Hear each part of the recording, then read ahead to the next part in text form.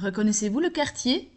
Nous sommes bien à Charleroi, boulevard Jacques-Bertrand, pour ouvrir les portes de l'Éden.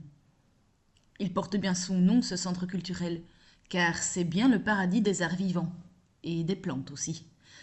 Dans ce jardin foisonnant, nous attendons Ève, ou plutôt Manon Istas. C'est une experte en patrimoine culturel immatériel, plus communément appelé patrimoine vivant.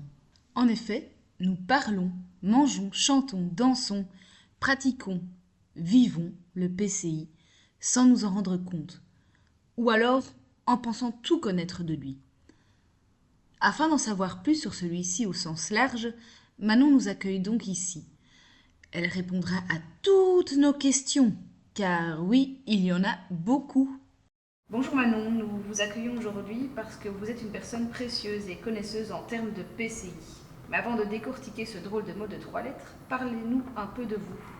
Alors moi j'ai fait des études en anthropologie sociale et culturelle à l'Université libre de Bruxelles. Et en fait je m'intéressais aux questions de patrimoine. Alors moi c'était plutôt le patrimoine culturel matériel. Je m'intéressais à la manière dont des gens qui ne sont pas considérés comme des professionnels du patrimoine s'y intéressaient, le défendaient, le préservaient. Donc voilà, c'était un peu tout ce qui était lié aux questions d'expertise, de connaissance et de légitimité. Et c'est comme ça que j'ai vu arriver petit à petit la catégorie de PCI, puisque je m'intéressais au patrimoine culturel. Et puis à un moment j'ai changé de vie, un peu une envie de mettre les choses un peu plus en pratique. Et j'ai atterri ici à l'Éden, au centre culturel de Charleroi, où je continue en fait à m'intéresser un peu à ce qui est patrimoine, puisque dans toutes mes missions par exemple, je vais m'occuper de monter une exposition relative au carnaval de Charleroi. Donc voilà, on reste un peu dans tout ce domaine du patrimoine, même si j'ai changé complètement d'orientation. Donc on a entendu que vous citiez le mot PCI en vous présentant. Expliquez-nous un petit peu mieux la signification de ce mot. Alors patrimoine culturel immatériel. C'est un peu le dernier arrivé ou presque en fait dans les différentes catégories de patrimoine qu'on trouve notamment à l'UNESCO, puisque l'UNESCO a beaucoup permis de faire connaître ce terme et de le diffuser. Tout vient en fait du fait qu'à un moment au Japon, dans la ville de Nara notamment, ils se sont retrouvés face à une question un peu insoluble. Ils voulaient classer les temples au patrimoine mondial de l'UNESCO, mais le problème c'est que ces temples sont régulièrement détruits pour être reconstruits. Et ce qui fait patrimoine en fait au Japon, ça va être tous les savoir-faire pour construire les temples et pas les temples en tant que tels. Et donc l'UNESCO, qui à ce moment-là n'avait que des catégories de patrimoine culturel matériel, a plongé en fait dans cette catégorie de PCI pour pouvoir quand même valoriser ces savoir-faire. Ce qui ne veut pas dire que ça n'existait pas avant, hein. On parle beaucoup des folkloristes, des arts et traditions populaires, donc l'anthropologie s'est construite sur le folklore du début du XXe siècle. Donc des catégories existaient déjà avant, mais celle de PCI, un peu la dernière arrivée, et a connu un essor assez important, puisque c'était le début des années 2000 quand ça a commencé à apparaître. Et là maintenant c'est quand même une des plus connues et une des plus vivantes en fait. Et donc la spécificité de cette catégorie-là va être de mettre l'accent sur le fait qu'il y a besoin d'une communauté vivante pour faire exister ce type de patrimoine, à la différence par exemple du patrimoine matériel qui a besoin de gens pour le faire perdurer dans le temps, mais pas forcément de gens pour le faire exister. Donc par exemple si je prends une maison ancienne, qui est du patrimoine culturel matériel, on va avoir besoin des savoir-faire pour la maintenir, mais on ne va pas avoir besoin des gens forcément qui habitent. Tandis que le patrimoine culturel immatériel, on a besoin des gens. Donc limite le patrimoine immatériel, ça va être ce qui va permettre à la maison de perdurer. Ça a toujours été connu, mais maintenant c'est reconnu. Voilà, c'est ça. C'est pas mal cette phrase. Par contre, nous sommes un petit peu perdus. Donc il y a le bel exemple de la maison, mais est-ce que tu pourrais donner un autre exemple un peu plus, si je peux me permettre, culturel? Ouais. Alors, c'est un exemple qu'on a pas mal utilisé ici dans le cadre du carnaval. Donc, ce sont les fêtes de l'ours dans les Pyrénées. Donc, on se rapproche un tout petit peu, on est dans le sud de la France. Et donc là, on va avoir ce qu'on appelle un carnaval des ours ou une fête des ours qui a lieu dans 3 villages, une fois par an. Et donc, on est vraiment dans une fête populaire où les gens jouent un rôle, le rôle de l'ours, le rôle des chasseurs, le rôle des poursuivants. Et donc, pendant toute une journée, le village s'anime. Donc, c'est une forme de carnaval qui va à la fois symboliser le cycle des saisons et la domestication du sauvage, puisque l'ours, en fait, son rôle, c'est de venir un peu titiller les habitants et un peu de représenter le danger. Et à la fin, il est domestiqué, puisqu'à la fin, l'ours est capturé et généralement abattu. Donc là, on est vraiment dans une forme, oui, il n'est pas vraiment abattu, mais voilà, la personne, en fait, généralement, il est rasé. Donc c'est l'idée de ramener l'homme dans l'ours à son statut d'homme, et donc on le rase. Donc voilà, là on est vraiment dans un exemple de fête populaire folklorique très ancienne, hein, puisqu'on trouve des traces déjà au Moyen-Âge, qui a été reconnue au patrimoine culturel immatériel français avant d'être reconnue au PCI UNESCO. Donc on a aussi une fête qui est un peu, on va dire, gravi les différentes marches du PCI. D'accord. Alors du coup on est allé en Asie, puis dans les Pyrénées, donc on va un petit peu relocaliser. À Fos, il y a la Létaré, les Limoges, la Saint-Feuillin, le pèlerinage aux baguettes, la fabrication des yatagans et bien d'autres. Mais si je comprends bien la définition, donc, il y a aussi d'autres événements également trouvables ailleurs, comme des savoirs et savoir-faire plus régionaux. Par exemple, la langue parlée, écrite, la gastronomie, les métiers d'artisans, des jeux comme la balle-pelote et le couillon. Il y a donc dans le PCI global un PCI plus local. Alors, oui et non. C'est compliqué, tout dépend en fait de la définition qu'on donne à global et local. Moi je pars du principe qu'il n'y a pas de PCI global, puisque le PCI il a besoin d'être ancré dans un territoire et une communauté qui le fait vivre. Donc on peut de toute façon le localiser quelque part, donc il est local, il est localisable. Par contre il y a des patrimoines qui vont être plus solides que d'autres et qui donc vont pouvoir voyager à travers le monde. Je vais donner un exemple qui vient plutôt du patrimoine culturel matériel que je connaissais un peu mieux puisque je travaillais plus là-dessus. Par exemple, la Médina de Fès, donc la vieille ville à Fès au Maroc, est classée à l'UNESCO. Ce qui va nous intéresser, nous, en tant qu'étrangers, ça va être son histoire, son architecture, les différents monarques qui s'y sont succédés, etc. Là, on est donc dans un patrimoine solide qui va faire écho en fait à d'autres personnes et qui va pouvoir circuler à travers le monde. Par contre, tout ce qui va être les histoires familiales des habitants, les anecdotes qui sont passées dans telle ou telle rue ou ce genre de choses, ça fait patrimoine pour les habitants de la ville, mais il va beaucoup moins nous intéresser, nous, en tant qu'étrangers. Et c'est pour ça que, par exemple, les fêtes de l'ours, dans le sud de la France, ou les marches de l'Entre-Sambre-et-Meuse en Belgique, même s'ils ne sont pas l'UNESCO, ils sont quand même PCI au niveau de la Wallonie. C'est l'UNESCO, hein. Les marches de l'Entre-Sambre-et-Meuse. Oui, elles sont classées à l'UNESCO. Voilà, donc en plus... ça va parler aux gens dans le sens où ça existe aussi ailleurs. Les fêtes de l'ours, c'est une forme de carnaval qui existe aussi ailleurs en Europe, donc ça parle. Alors que, par exemple, un parler très populaire comme le breton ou le wallon ici, oui, d'autres personnes dans le monde vont parler aussi une langue régionale, mais elle ne va pas directement faire écho aux gens. Donc on peut dire qu'on a un PCI qui circule plus facilement qu'un autre, mais de toute façon, il est local puisqu'il a besoin de gens et de lieux pour exister. Ça en fait des idées. Finalement, nombreux de nos gestes, savoir et savoir-faire du quotidien font partie du PCI. Un dernier exemple pour être certaine d'avoir bien compris.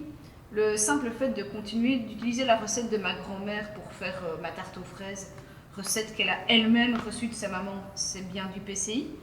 Ou par exemple avoir complété ou réalisé un album souvenir de famille d'une, deux ou plusieurs générations, c'est aussi du PCI? Alors, oui et non.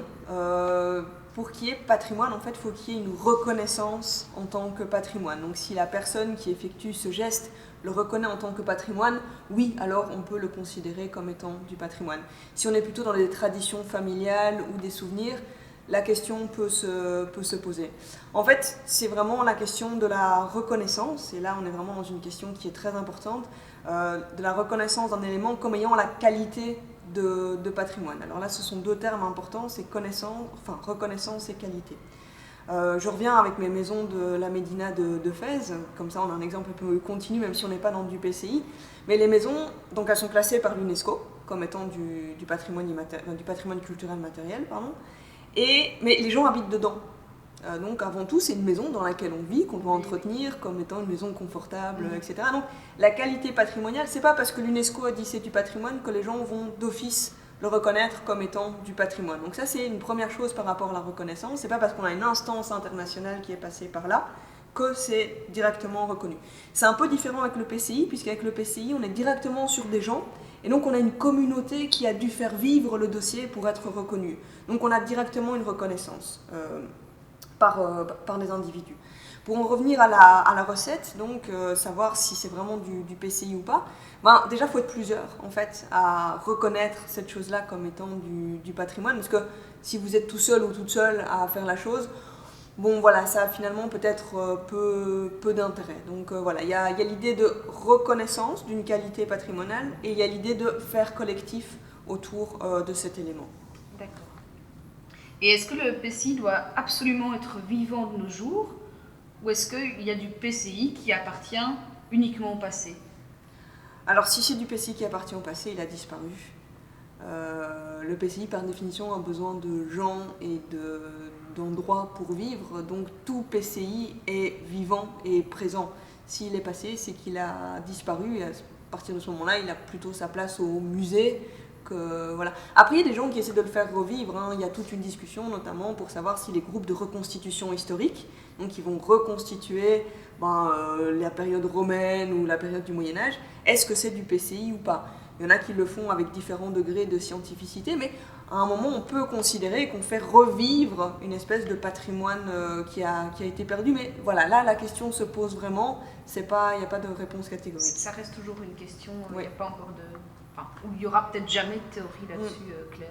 Ok, ça, si je peux me permettre de dire ça. Oui.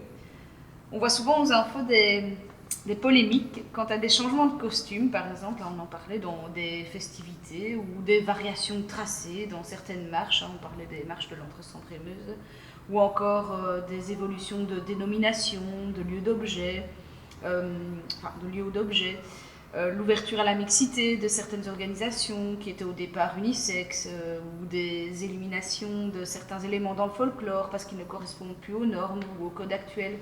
Est-ce que c'est justifié? Est-ce que ces changements, et polémiques entre guillemets, ont finalement toujours existé? Alors je ne sais pas si c'est justifié, mais c'est normal parce que oui, ça a toujours existé. Il y a d'ailleurs un article qu'on lit en anthropologie souvent quand on commence, un article de Gérard Lanclus qui s'appelle « La tradition n'est plus ce qu'elle était ».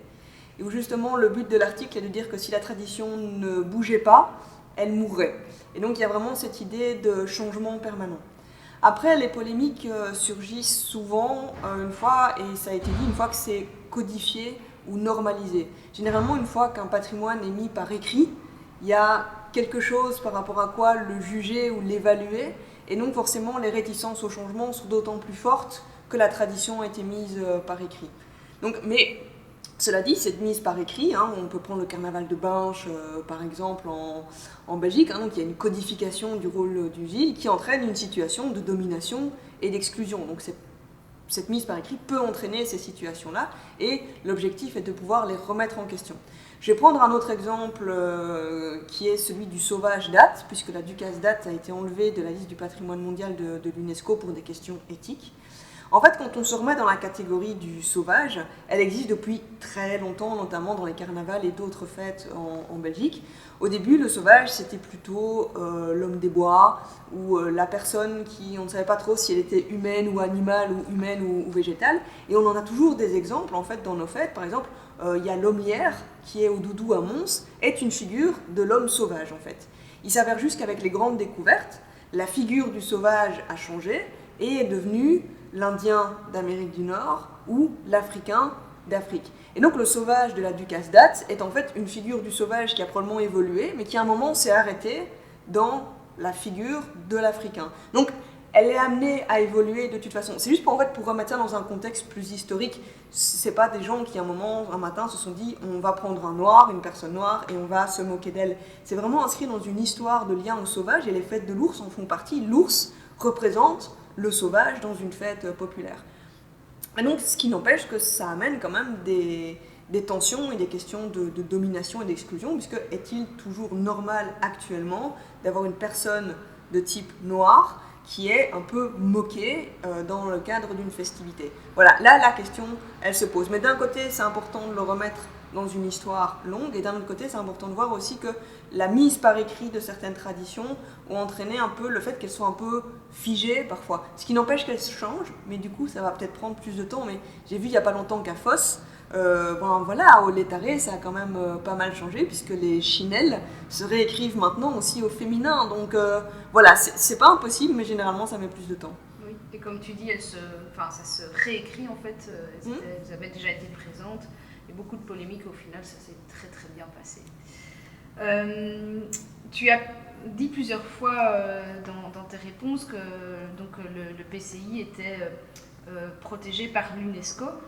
Est-ce que cette protection évite les problèmes et les discriminations, ou est-ce que ça permet de faire perdurer le PCI dans le temps? Voilà, est-ce que c'est réellement une protection ou un contrôle?